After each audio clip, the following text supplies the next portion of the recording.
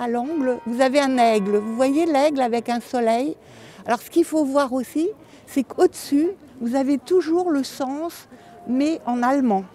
Donc pour l'aigle, c'est das Gesicht, la vue. Apercevoir les figures des 5 sens de la maison Kamerzel, toucher la flèche de la cathédrale de Strasbourg du doigt ou encore sentir les fleurs du jardin botanique. C'est avec leurs 5 sens que les visiteurs sont invités à découvrir la ville de Strasbourg sous un nouvel angle. Cette visite, qui tombe particulièrement bien en cette période où on est privé du toucher et où certaines personnes sont privées du goût et de l'odorat, c'est une visite qui cherche à faire visiter la ville, mais pas seulement par le sens de la vue, mais par tous les autres sens, donc en touchant, en goûtant, en sentant. Là, vous avez des grès, vous pouvez toucher la peau granuleuse de cette colonne. Avec la crise sanitaire, les visites guidées de la ville sont bien différentes. La jauge est notamment réduite à 5 participants, un format à taille humaine que l'Office de tourisme de Strasbourg et de sa région souhaiterait pérenniser. C'est un vrai bonheur parce qu'on a vraiment le temps de dialoguer avec les gens. C'est vraiment un échange. Il y a beaucoup moins de monde dans les rues. C'est une occasion de découvrir, par exemple, dans la grande rue où il y a beaucoup de commerces, mais où il y a aussi une architecture magnifique. D'habitude, la vision est un petit peu prise par les commerces.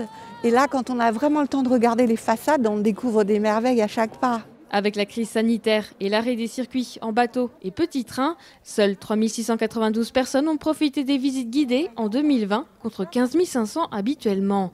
Et pour se renouveler et continuer à attirer les visiteurs, l'Office de tourisme présente un programme de visites guidées 2021 plus diversifié et tourné vers le développement durable. C'est la philosophie 2021 que de montrer à travers d'autres prismes le patrimoine architectural. Et quand je dis à travers d'autres prismes, c'est aussi parler de l'histoire des hommes dans les lieux que nous allons visiter. Et la deuxième nouveauté, c'est évidemment parler de la métamorphose de la ville industrielle, celle qui au fur et à mesure s'est adaptée au regard des besoins des hommes. Et enfin, un point fort qui est aujourd'hui en production, c'est évidemment de décliner le tourisme durable avec des nouveaux quartiers, des nouvelles zones, avec une richesse évidemment, par exemple du Rhin et la forêt rhénane, qui sont des biotopes pour lesquels il faut développer des visites qui aujourd'hui sont extrêmement plébiscitées.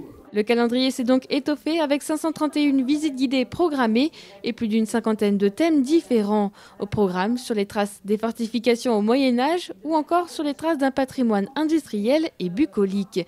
Mais aussi des visites pour les enfants en allemand et même en alsacien. Un programme qui souhaite répondre aux attentes du public. On a bien remarqué la demande familiale est très forte. La demande familiale, la demande des jeunes, et puis aussi un tourisme alsacien qui est en forte progression.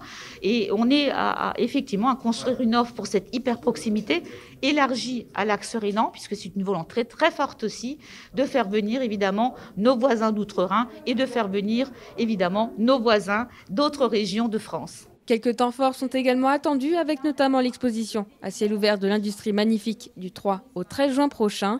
Ainsi, avec ce programme renouvelé, l'Office de tourisme souhaite promouvoir le patrimoine strasbourgeois, reconnu par l'UNESCO et le label des villes et pays d'art et d'histoire.